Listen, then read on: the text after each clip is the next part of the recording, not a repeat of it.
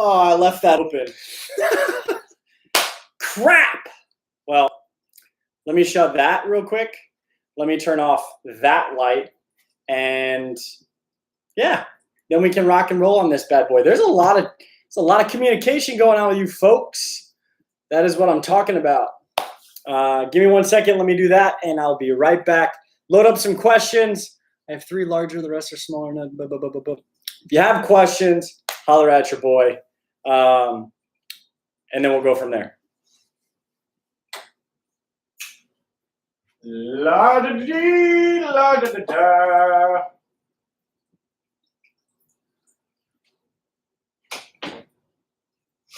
All righty, folks.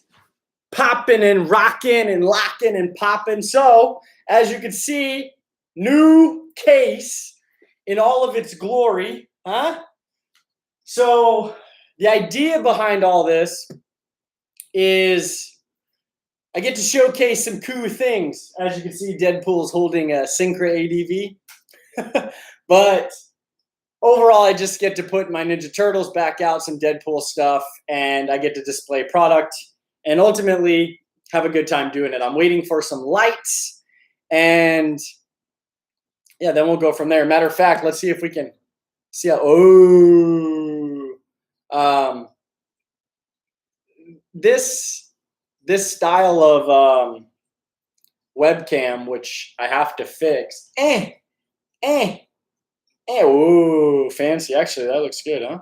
Does that look pretty schnaz? Looks pretty schnaz. Oh. So the idea is I'll have all of those shelves lit in some way, shape, or form at some point. Tonight we are drinking none other than Buffalo Trace and, wait for it, Canadian Dry Bold. It's so good once it hits your lips. So a lot has happened since the last live video. I am nerdy. Chris Big, Star Wars or nothing. You know, I put on a Star Wars mask. I think I was Kylo Ren. But that's about all I know about Star Wars. I'm more of a Ninja Turtle Deadpool guy. Deadpool figures, how about Spawn? Todd McFarlane is from my hometown. That's pretty cool. Todd McFarlane is really neat. His designs for figurines from sports to comics is fantastic. So, did a video with my son. If you didn't see it, I highly recommend you check it out. I allowed him to film. It's something that he just took the camera and he decided to have his own dialogue. It was really neat. But since then, there's been a lot of crazy things that have happened aquarium-wise, finding fish-wise, and all of the things. So great dad moment for you. No, it was fun. He just 3 years old, takes the camera. Hey, look at the fishies, you know, and he's like trying to get to the fish, and it was fun. It was really fun. And honestly, I think I trimmed maybe like 4 minutes of that video.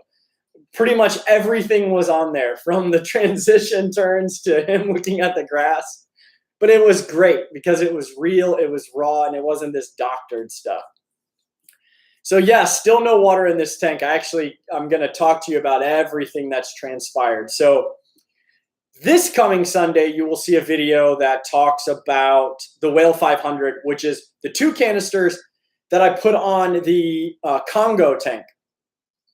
Thanks to Chris Biggs, the Mad Aquarius, he suggested staying true to my spirit animal, the buffalo, the bison, the American bison. So he said, dude, you got to do buffalo heads. So I went with the Congo, which I've got a question for some folks here in a second. But I reach out to you guys. You flooded me with a ton of people that could possibly provide me with buffalo head cichlids, slender, and man, I can't pronounce the scientific name yet. I'm working on it. I got a ton of work I've been doing on top of it all. So I wanted 2 different types of the buffalo heads, the slender, and then I'll just call it the normal. Then I wanted Congo tetras. And then I wanted a specific catfish that came from that Congo area. Basically making a 5-foot basin, high flow, pushing from both ends, tree roots, some river stone, some flat rock in the middle. Bang! Well, I reach out to Wichita Falls Fish Keeper. Thank you. Thank you for your infectious good attitude, listening on my commute home. Have a great live stream. Wichita Falls Fish Keeper. Dude does some great stuff. The tetras, plecos, shrimps. He does a ton of stuff. Wichita Falls is not the destination of Texas, but it's definitely a place I pass a lot. And I hope, again, to link up with Wichita Falls Fish Keeper at some point. So thank you. Have a safe ride home. Keep forgetting to ask you. I can bring you either buffalo head next week if you want. So Radical Reefs is coming to stay at the crib. Maybe we'll do a live stream together. We'll do a little wrestle match. And then I reach out to all these folks. Dave's Rare Fish, Something Fishy, Dave Hale. I was on a couple websites. God, I have to do this. I don't like doing this with my hair. I trimmed it last night myself on the side, right here, as you can see.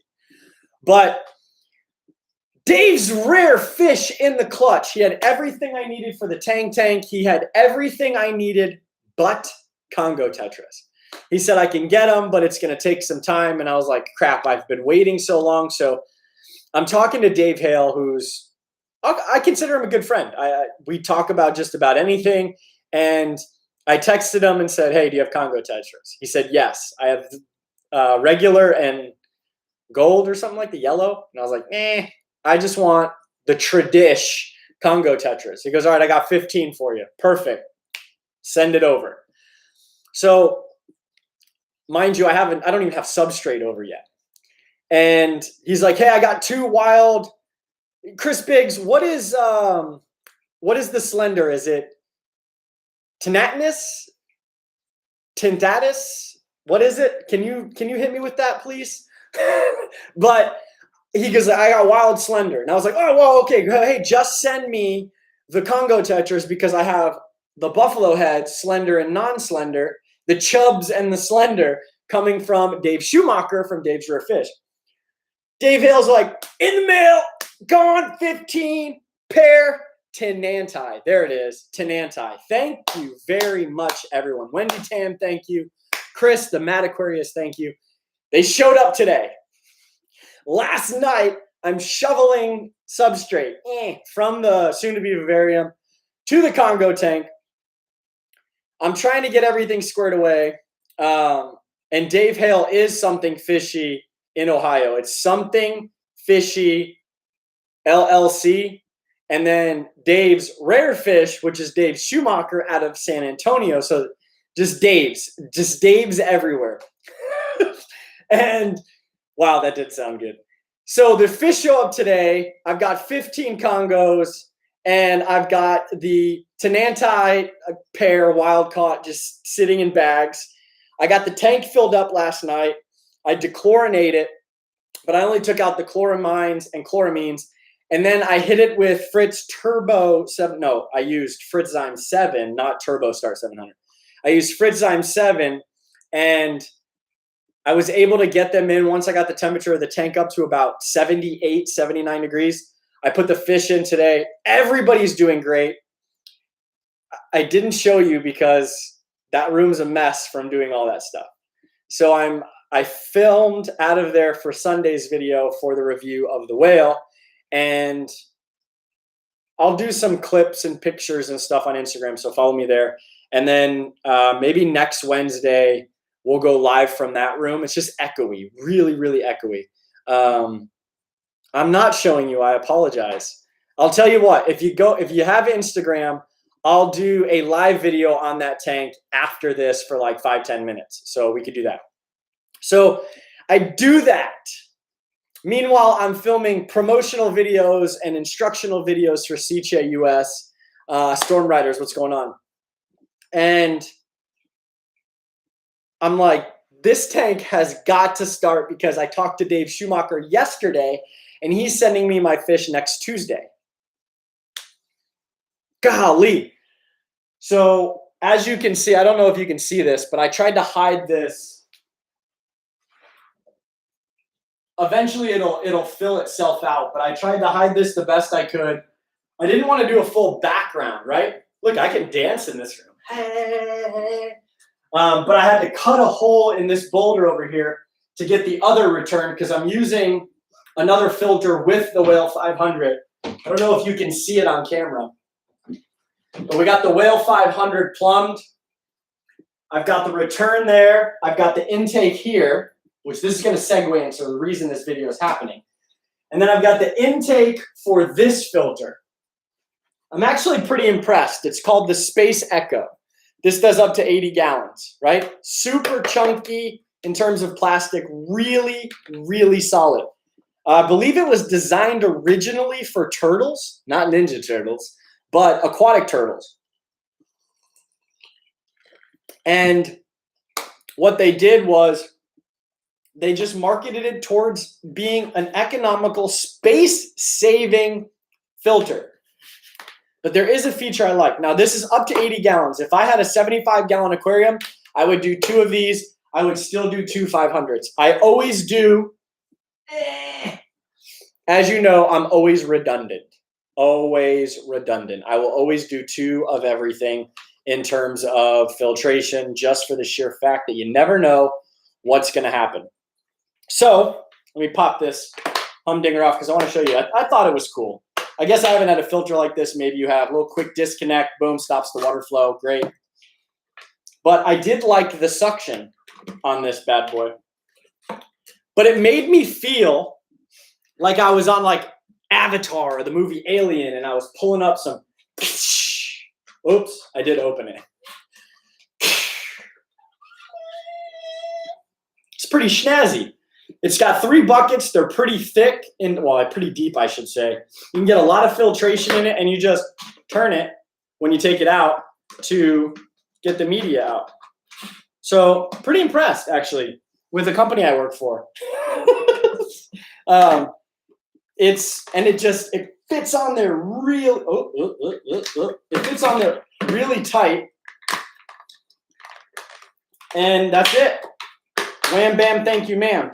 Another feature that I liked is for the turtle tanks, and you could probably use it for a lot of like plecos. You just have to put a grate. They give you an extra tube instead of the return out. The return of the water would come down here, so I would just put like a grate so the plecos couldn't, babies couldn't try to get up there and get blown down. But it would just push all of the doo-doo out and up if you didn't have a wave maker. So pretty cool deal. It says bondage room. I guess so. Do my cichlids have fin rot or are they attacking each other? It's hard to say. If it looks like, I always say if it looks like scissors and it doesn't look like it's disappearing almost systematically, if it just looks tattered all over the place, chances are it's fin nippage. But if you've got some white parts on it, it could just be tail rot or fin rot. So you were my inspiration when it came into the hobby. Now I started a planet tank that is slowly becoming amazing. I check to see how you've been, and then I see a live video. Talk about intuition. All right. Planet Tank, sup, guy? You came for inspiration? We got it. So once I get that filter, which will happen tonight, I'll fill it up tonight. I'll get the filtration running. And then Turbo 700 should be here before the weekend, and I'll add that, and that'll be ready for fish. So I'll have both tanks up and running, and then there'll just be videos and stuff. But ideally, this is the room that I'll be working out of. Now, there was a water box, 25, I think, right behind me. That is now on this side of the wall where I'm filming some things, and then I'll probably turn that into a saltwater tank, but I'm not sure. What is the name of that second filter, the turtle tank one? It is called the Space Echo, EKO. Booyakasha! The 300. And we got the 200 and the 300. You might as well just get the freaking 300, to be honest with you. But it's cool. 14 watts. You can use it for a turtle tank. You can use it for an aquarium. You can use it for an axolotl tank because there's a dial on all the filters for right at the top. Super easy. Maximum flow, minimum flow. All right. Yep. Saltwater tank. I suck at it right now. It's just full of algae. It's too small of a tank. I got no time for all these stupid water changes. Did you ever find out what fish you're going to put in the tank behind you? Yes, Andre Scott. We are going to be doing a Congo tank. So buffalo heads, Congo tetras, and a catfish from the Congo, which I'll reveal later. But I had a question for you fish freaks. Yes, Josh Cunningham, I am slacking. Is a lot of work. There's a lot of work. And then on top of working and staying on top of stores and emailing and I'm not even traveling. I think once I travel, it'll be much better because the calls aren't as abundant because they are done on the road. And then I come home to recoup, do some stuff around the house, and then bang, back out. So it'll be fun. Late to the party was stripping. Whoa. I know, he said stripping a fish. Sicce filters are excellent. Yeah, they are. You can't say anything else about that. Saw the video with you and your son. Love it. My question, Max Out Pro versus ChemiPure Elite and where to buy it. Max Out Pro is equivalent to ChemiPure Blue, in my opinion. You can buy it online. You can buy it from OSA online, so Ocean State Aquatics. Scott Crow, the owner of Ocean State Aquatics, is the founder of Max Out, and he created the product. I believe it's the same price or slightly cheaper than ChemiPure Blue, but so far it works amazing. I actually just put some in that Space Echo, the saltwater version, which just seems to have another resin, but it really seems to mimic that of ChemiPure Blue. And I posted a photo of my other room with kind of a side boob shot of the aquarium, and you can see how clear it is. And that's just a testament of using products like that, ChemiPure Blue or Max Out Pro.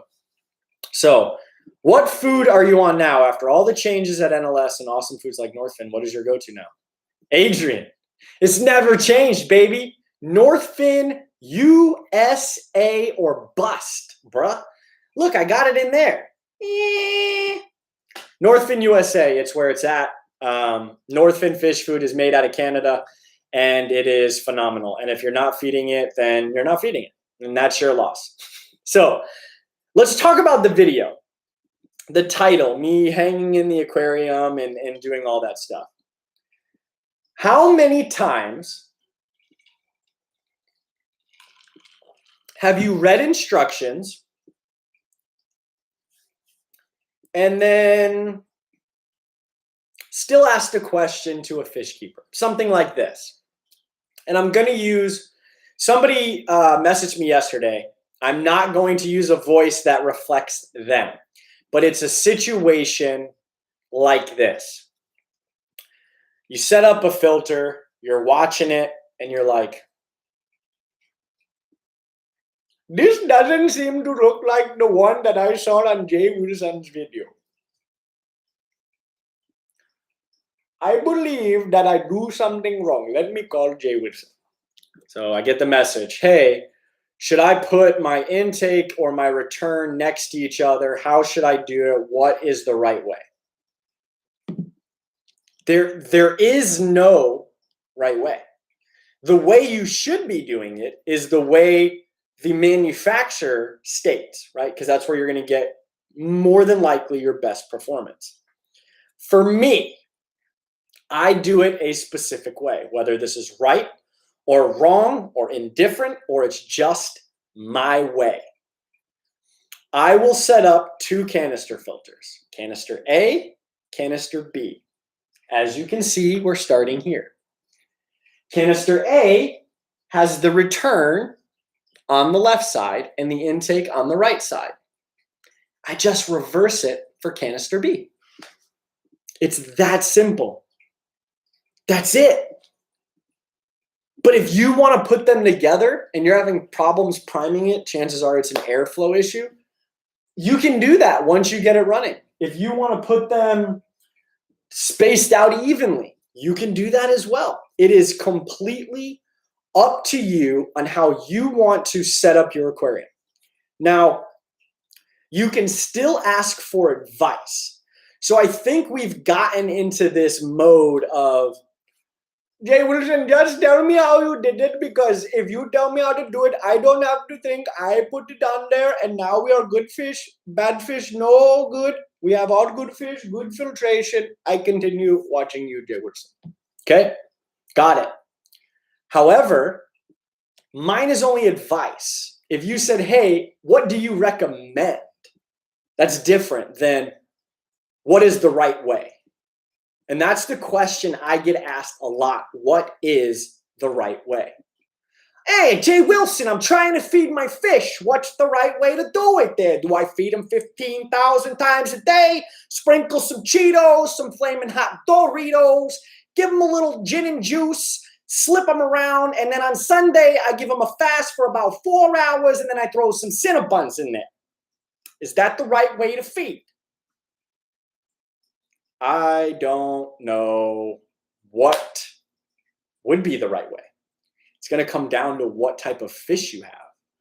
How crappy is your food that you're feeding? What is your diet regimen? What is the amount of time you have in a day to feed your fish?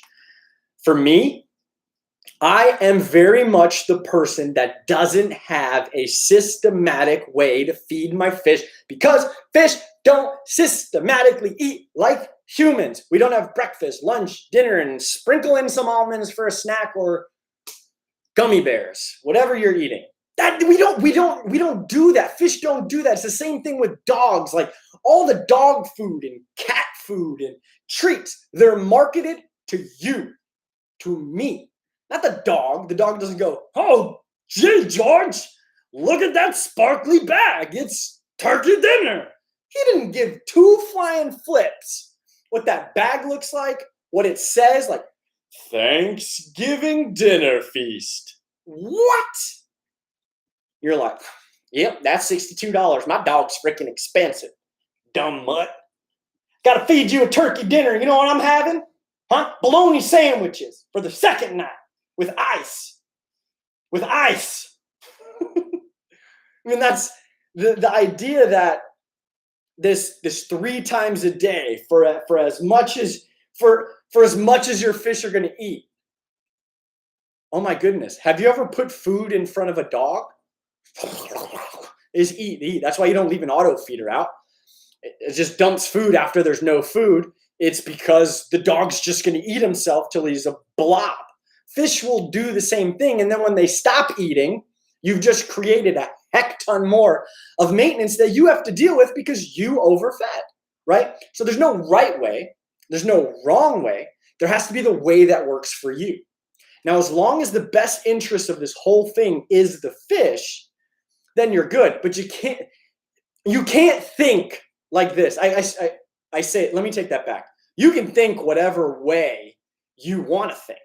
However, the thought should not transpire by doing this. Let me act this out. Who do you give me somebody? Give me a name, where they're from, their age, and what type of fish they have. This is what we're going to do. Because I'm tired of well, he said I did it this way and you did it wrong, and they said you should have fed this. I can tell you right now, as long as your fish have the nutritionally balanced food, or the filtration is filtering properly, you're doing your maintenance, you're good. But then you have the folks that want to know what the right way is, but really they should just be asking, what is your recommendation based on my setup? And you need all of the information. You can't just say, well, I have a Jose. That's his name? Okay, in a second I'll get to that guy. But you can't say, well, I've got some fish and I'm having some problems with the ammonia And I'm doing everything right, Jay. I promise you. Yes, I am. I'm doing all of my maintenance, and I'm doing my filtration work, and I'm feeding properly. I've read everything. Okay, well, show me your parameters. Well, Jay, they're perfect, right? They're so perfect, but my fish, they're just dying. Okay, well, what size tank? Well, I have a 10-gallon. Okay. I'm running a singular sponge filter. Okay. Sometimes it doesn't blow bubbles, but I was told that even though it wasn't blowing bubbles, it was still filtering. And how often do you do your water changes? So now you can see that now I have to systematically go through all of the things to find out that you overfed, you had too many fish, you underfiltered, and you performed zero maintenance, but you were loving all those fish while I was playing bingo with Becky. I won $50 and I bought myself 2 glow bettas.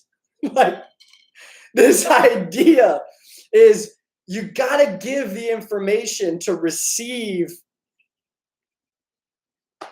the right proper implementation steps that you would need to take care of it.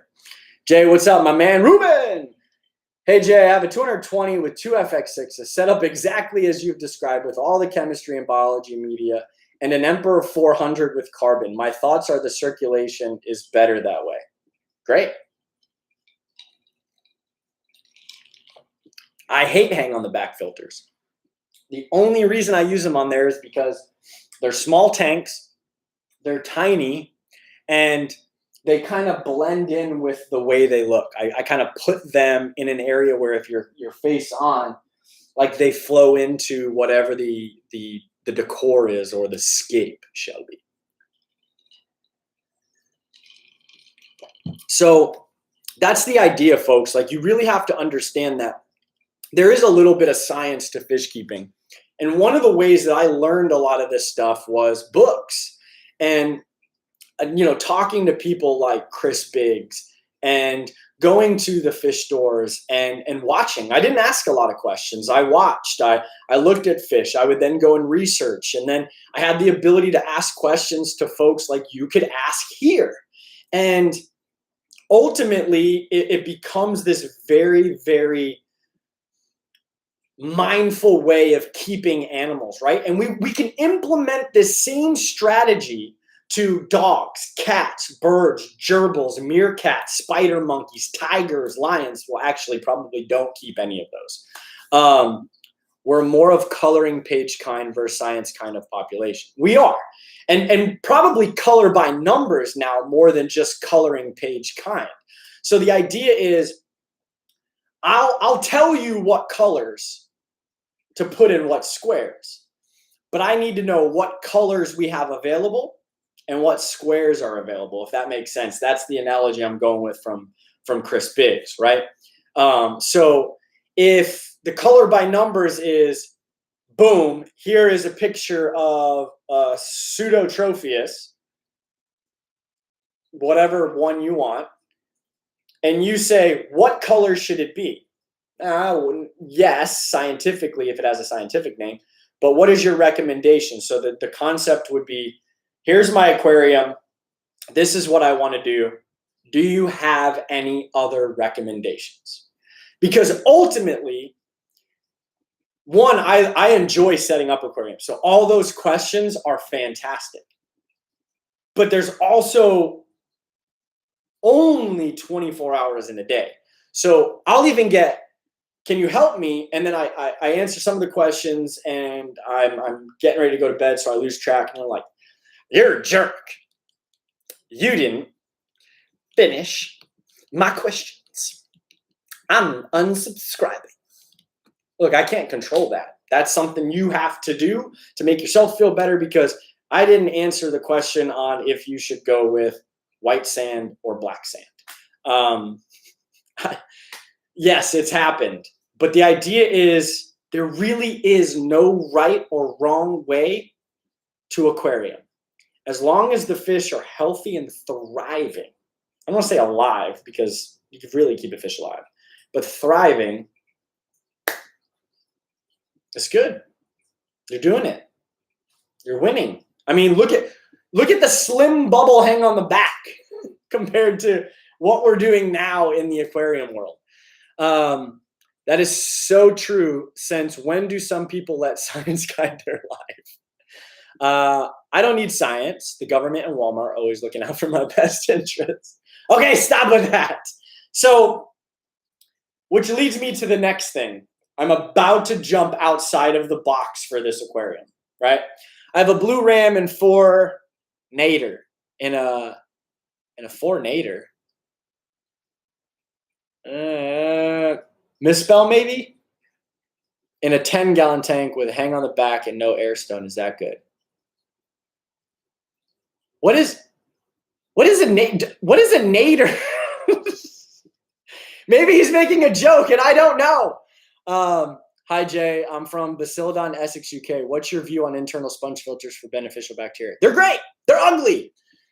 They are fantastic, but they are. Did it again. See, I have no time to change it. Ah, shoot. They're gross. Who wants that? Really? Who wants a bath sponge in there? Yes, look at this. Is so pretty. I don't like them. I think they're great in terms of their capabilities, but there's other things you can do that just look a little better unless you can hide them. But yes, they're very, very, very beneficial for your aquarium. But beneficial bacteria, that's, again, for me, that's a false sense of bacteria term, right? Maybe we'll talk about that. Does anybody want to talk about bacteria? Not the ones that you may get, but bacteria in aquarium. Maybe we can destroy some myths and maybe we can shed some light. Well, at least you scheduled for your stream today. That's a win. See, even Candy knows, like, I'm up to the wire on what I do. Is there a 3 natter? Yes, mate. What guys with 200 plus tanks love sponge filters? Well, yes. The guy that just asked the question about sponge filters, Cichlid Shack, doesn't have 200 tanks. He's got 1 or 2 tanks. And if you got 200 tanks, one, and you're doing, none of the water should be connected, number one. There's just so much that goes with all this stuff, folks. I don't want to say it's rocket science, but it comes to other videos and other things that we have shared on this channel that talk about prior planning prevents poor performance. And prior planning and patience allows you to implement the necessary steps to care for your fish in the proper way. Ha! There's an application for every type of filter. Absolutely. And a sponge filter has no application in my house. But for other people's houses, it does. Hey, Jay, what do you recommend for me to purchase a 200? Who do you recommend for me to purchase a 220-gallon setup? Try Neptunian Cube, USA. You could try Planet Aquariums. You could try Universal Rocks. Depends on what style of tank you're going for. This, no bracing, no frame whatsoever. Neptunian Cube, pretty solid. Custom style, Planet or Universal Rocks. Universal Rocks will probably be slightly cheaper and give you this very similar product. There's Waterbox, but I don't know how long the wait is for that, and it can get pretty pricey. So, yeah, I would probably say Neptunian Cube USA or Universal Rocks. Sponge filters are exceptional for fry rearing, nursery, grow out aquariums, but not display aquarium. Yes, I mean, that's the truth. I don't keep any of those. I've used sponge filters, and I love them. Matter of fact, I've got little tiny ones actually in my fish closet that I can pull out. They're like this big. They were going to be used in nano aquariums. I was going to try something really cool, and I haven't done it yet. What did I miss so far? What are you drinking? Buffalo Trace and Bold Canadian Dry. So just picked up some Matrix. Does anybody want to hear about bacteria, or do you want to know what kind of lights I'm putting on this tank? So I'm going to tell you anyways. The idea was I've been on that Fluval train. I'm always on the current USA train. I have been on a Zetlite train for a while. Oh, he meant neon tetras. This dude said 4 natters. Heck yeah, bro. Got blue ram and some 4 natters in this bad boy with a sponge filter. The cream rises to the top, brother. Oh, yeah. I would probably up your filtration game, but that's my opinion. It is what it is. If you're not feeding a lot and you're doing a lot of water changes, that's the idea. Less filtration, more water changes. And I can be the person that says that I've gone 9 months, almost 9 months of pregnancy. I've never been pregnant, and it's probably one of the most excruciating things that a person can ever go through. Thank you very much, women. But almost 9 months of no water changes, and the tank was okay. But I also had beast of filtration, lack of feeding, and a light cycle that wasn't really abundant, and evaporation helped. So lights. I've been on all those trains.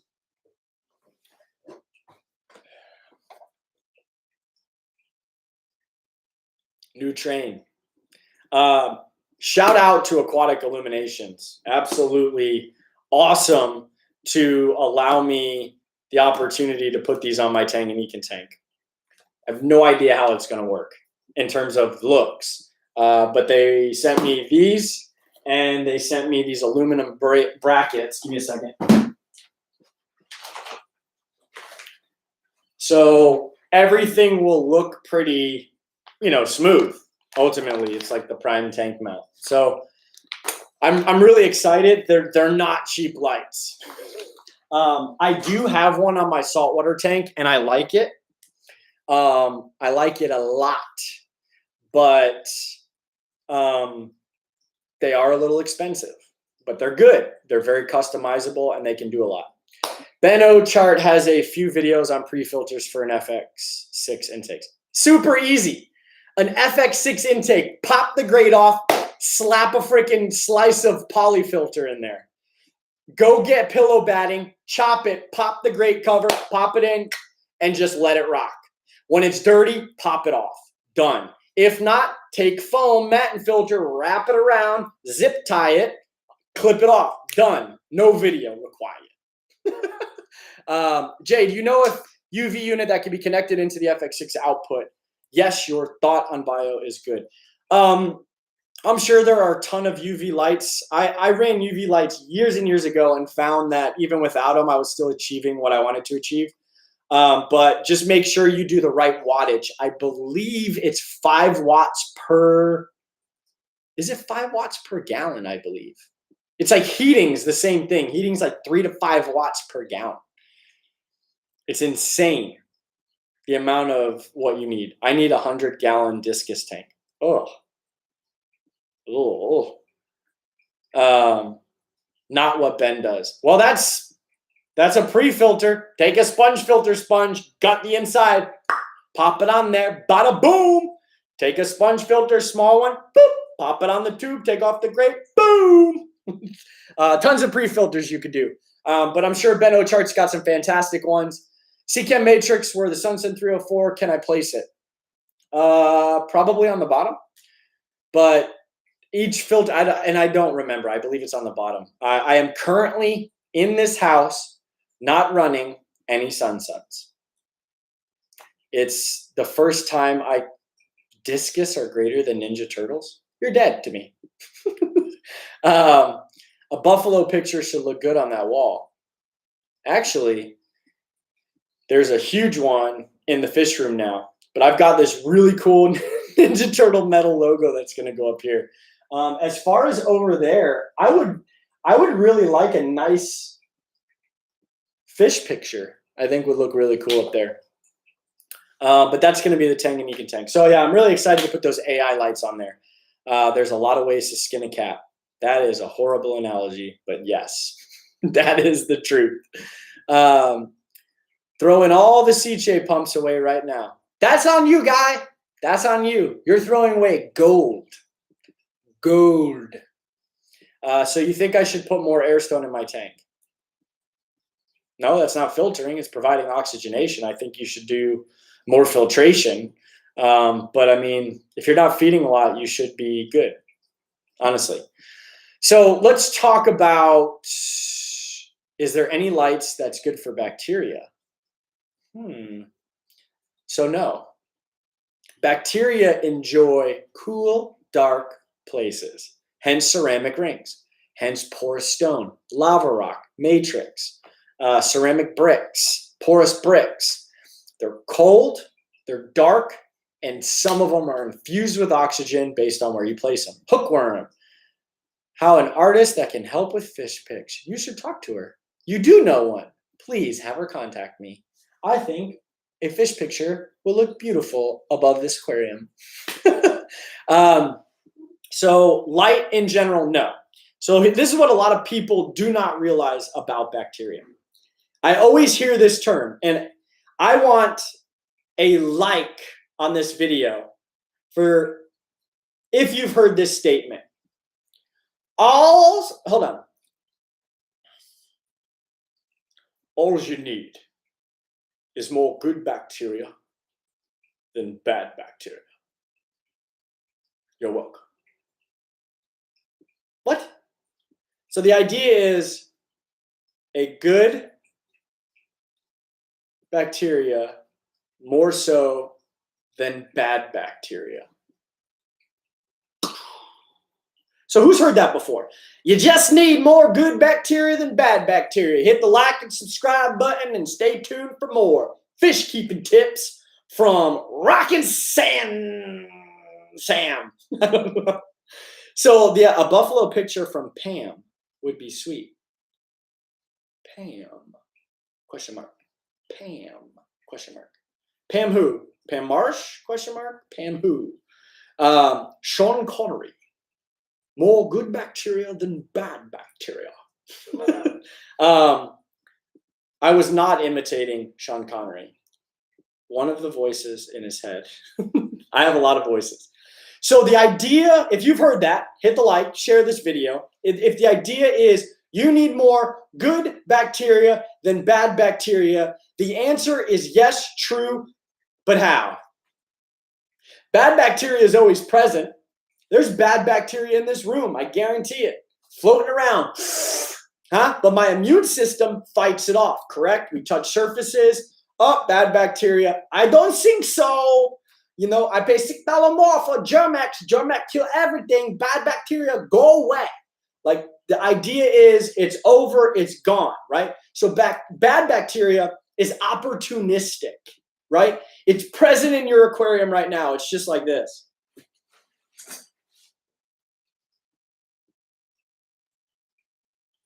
Oh, he hasn't done maintenance in a while.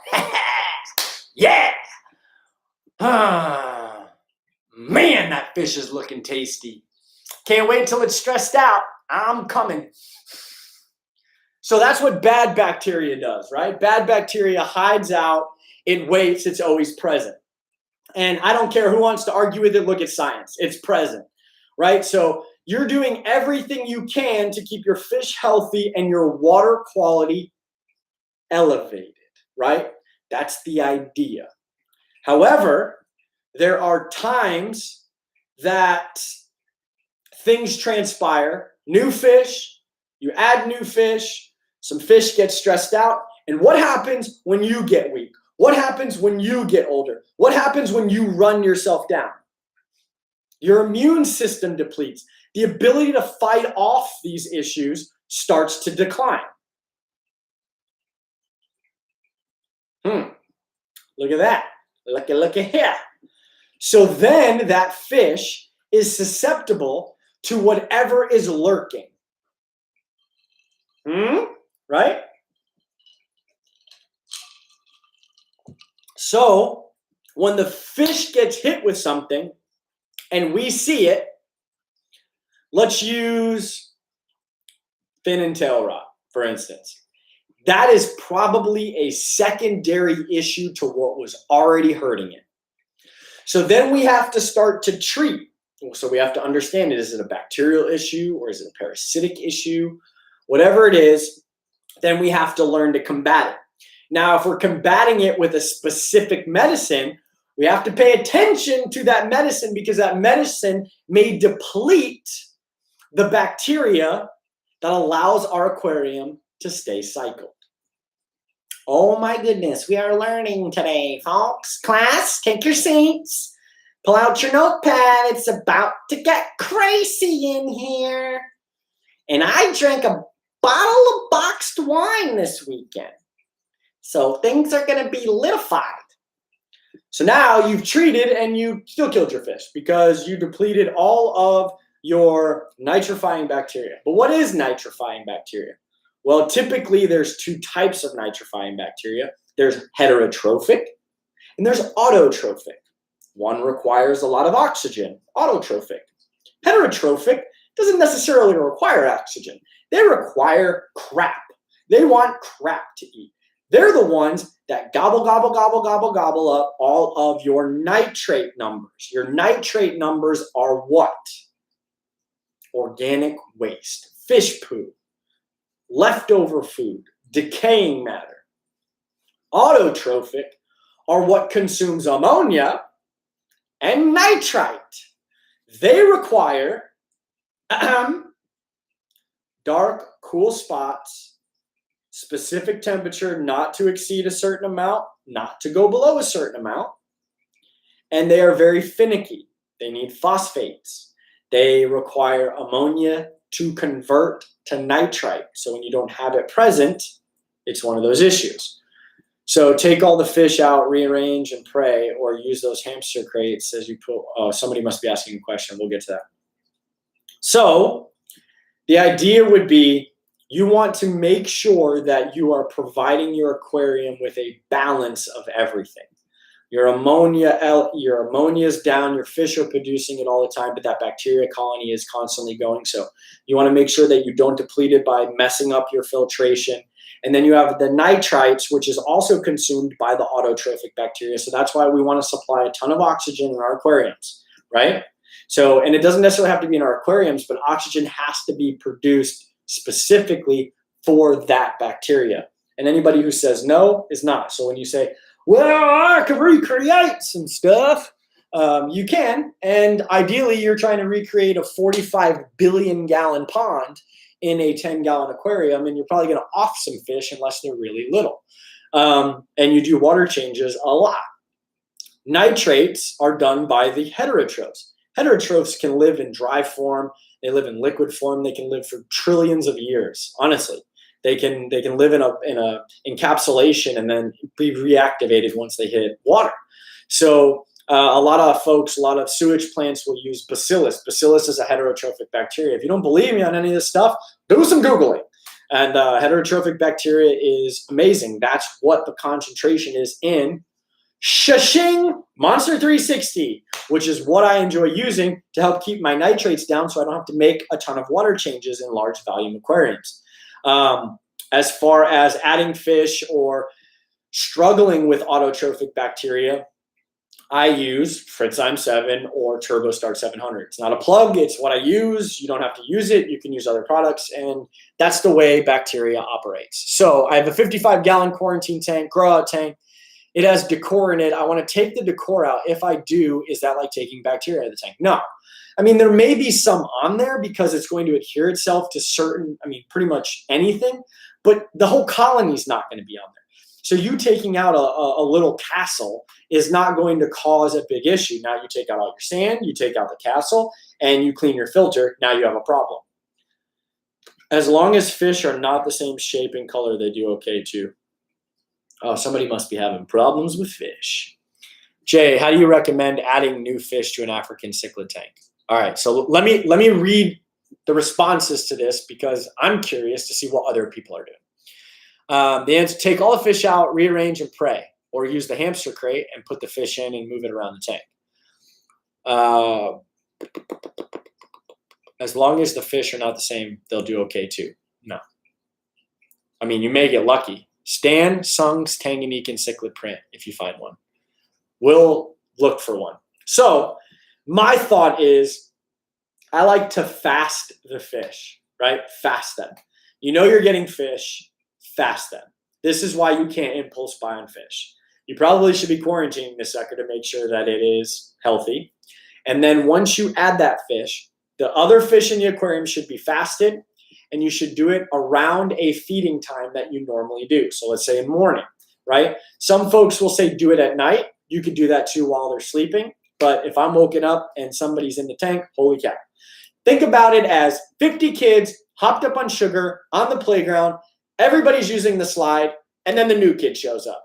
The new kid hasn't had sugar. He's never seen a slide before, and he wants to use the slide while the other 50 kids are hopped up on Fun Dip, and they want to use the slide. Doesn't matter if you do it day, night, afternoon, whatever. But if you took that sugar away, right, take it away, and then introduce the new guy, which I hope you introduce multiple new guys and girls, but you introduce the new guy, and then you give everyone Fun Dip. That's the method that has always worked for me. Because if I shut the lights off and I added them dark, the fish were like, they don't have eyelids, by the way, but pretend. Psst, new guy, bang! They're gonna nail him. They're gonna beat the living snot at him at some point. You may get lucky. You may say, it's never happened to me, Jay. It's never happened to me. You could say, listen, this never happened to me. Ever. I put fish in. Fish love each other. They say, I love you, you love me. We share the food, the pellet, the flake. We love. Okay. Not a lot of African cichlids do that. And you may get lucky, and that's awesome. And I hope that is the case. My recommendation is fast them for a few days, add more than one. You need a distraction, and then bang. Feed them and drop that fish in the chaotic atmosphere of what's happening. Eventually, they'll see the new guy, but at that point, hopefully the new guy has assimilated properly. But if they're weak and they're not healthy, then they're going to get picked on, right? Clamped fins, colors fading in and out, floating around, looking like a torpedo turd. I like to feed my fish live food, but can't keep frozen food in the icebox. So people I ask, they say you need live food to keep them more color in them. Wrong. That's absolutely wrong. 0 science behind that for African cichlids or most fish, right? I don't feed live food at all. And some of my fish have the best color I've ever seen. Maybe the folks that are talking is sometimes live food can stimulate breeding. Breeding brings out coloration. But if you're looking for the best color, get the best fish. Get the best bred fish. If you don't get the best bred fish, you're going to get the not best looking colorful fish. So if you do have the best bred fish and you're feeding the best possible diet, you'll get a very well colored up fish when it's ready. You're not going to have anything more than it was ever going to be. That's this myth, like color enhancing food. Okay? But if the fish was already a turd from the beginning, you're going to polish a turd? Have you ever polished a turd before? My tank is in the basement, so it's pitch black when I add new fish. It's like they have oh, good night. John, you have to have some sort of ambient light. They don't have eyelids. I can only imagine when you turn the lights on, they're like freaking out. Yeah, I would definitely look at that. Northfin krill is great food. Yeah, I mean, Northfin Krill Pro works great for helping aid in the color of the fish. It's a high content of whole Antarctic krill. It's good. Let's see. I usually do water changes, rearrange a bit, and seem successful. Just wanted to hear some other people's experiences. Absolutely. What are you using when quarantining your fish so not to bring in diseases? So they should be in a separate aquarium. I don't medicate right away. Some folks do medicate, but not me. I really just watch them. And then if I notice signs and I can absolutely pinpoint if it's parasitic or bacterial, then I'll treat. But if I don't know, then I'll probably do a broad spectrum first and then work my way down, right? Because I don't want to just pump it full. But the key to medicating and quarantining your fish is you have to go through the whole dang thing.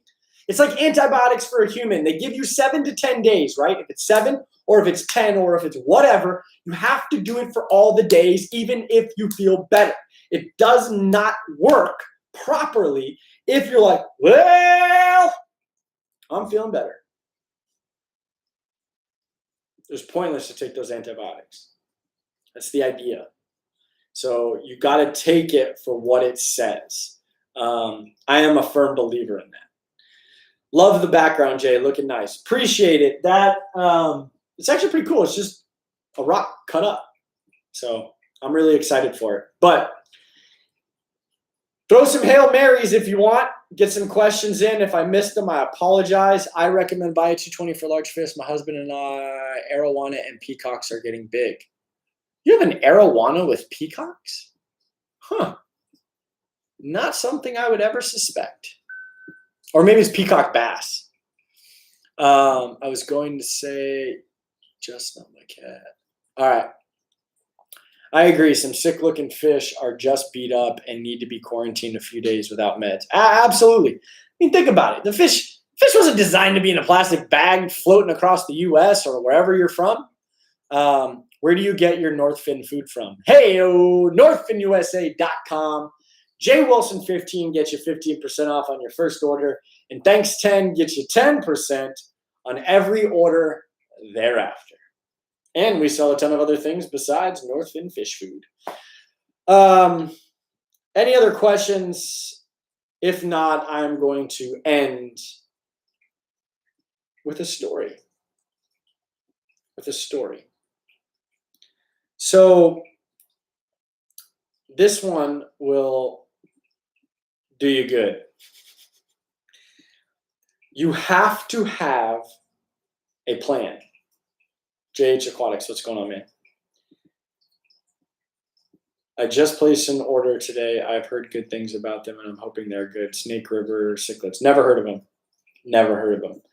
So I'm going to end with this. Folks, go to NorthFinUSA.com, click order. You have to have a plan for whatever you do. I'm not a huge fan of a backup plan, like plan B or plan C. But I am a fan of having what I call a safety net. And a safety net is financial net. Now, I know it's not possible for everyone. It hasn't been possible for me in a while. I've been very lucky and grateful for the opportunities I've had in this industry with my job and connections. But overall, you have to have a safety net. I don't care who says what or what says who. So most folks don't know this, so this is probably the first time you'll hear it. I think I've mentioned it one other time, but didn't really elaborate on it. I have an emotional support dog. As I was going through my personal relationship status and going through that and moving and having an apartment and then moving back into the house and going through all this stuff, the VA wanted to give me more meds. And I didn't want to take any meds. That's just, speaking of which, I just got a VA email. I didn't want to take any more meds. And my doctor agreed with me because I don't take many as of right now.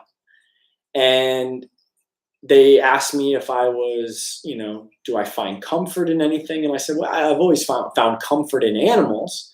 It is not a poodle. It is a Dutch Shepherd. His name is Mando. Mando has been an absolute gem. So Mando is not a certified service dog. He is an emotional support animal. So, no, you can show this. Somebody said, is that why you're mental? I guess. I'm mental because I am who I am. I have 8 concussions. I get a lot of headaches all the time.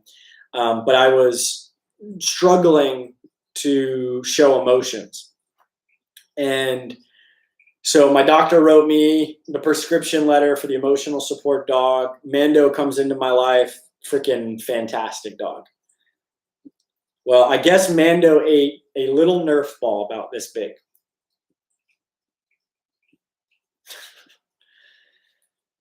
I think everything's cool. I take him to the vet because I noticed some off behavior from him. He needed me more than I needed him.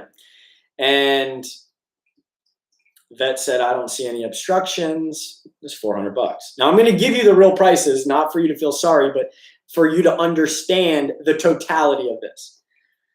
I'm getting ready to list this home for sale at some point so that I can move closer to my son. I just got out of an apartment that I put a deposit down on another apartment so that it can be bigger so that I can live with my son, but then I was awarded the home. That's the way it's written. I was awarded. Unlike whatever is said, I was given the home from the black and white. I lost the deposit. I move into the home.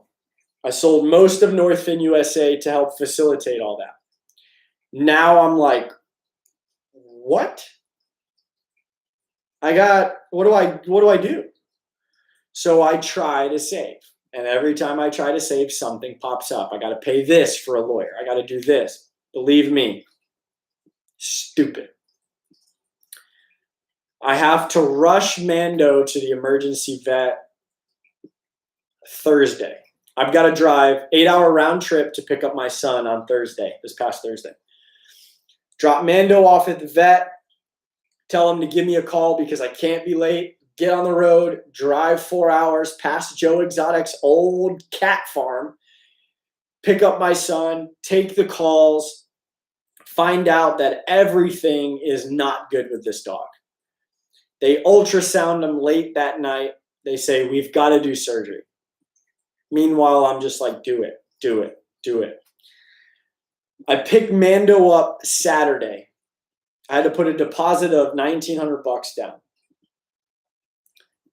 I go to pick Mando up on Saturday. I say, run the card that was on file. They say, sorry, we need the physical card. So I use that card only for dire emergencies. This was the first dire emergency. Had to drive all the way back home, pick up the card, come all the way back, pick up Mando. And Mando and his Nerf ball escapade cost $4,200. I didn't have a safety net. I haven't had a safety net.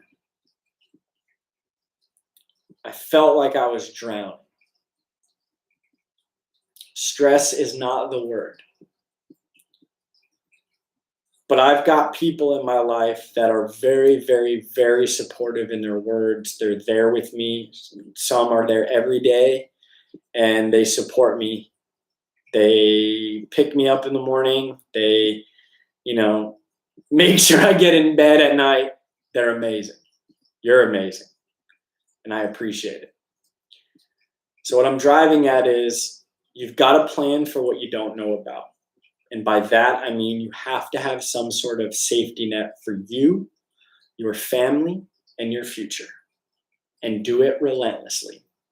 I know it may not be easy right now, but there are some things you can skim back to do. To put some stuff away because you may have a Nerf ball incident. And let me tell you, it sucks. So keep your head up. No matter how crappy the world gets, how crappy life around you gets, as long as you are 6 feet above ground and you can breathe, means you're alive. You're going to be okay. There are a ton of people around you that are willing to help you, and I'm one of them. Even if I'm having the crappiest of crap days, I will help you. I promise. So go out, have fun. Wear your mask, stay 6 feet from everybody, blow kisses, throw the peace sign, keep your fish healthy, keep yourself and your mind healthy, and remember, you know what's next. Holla!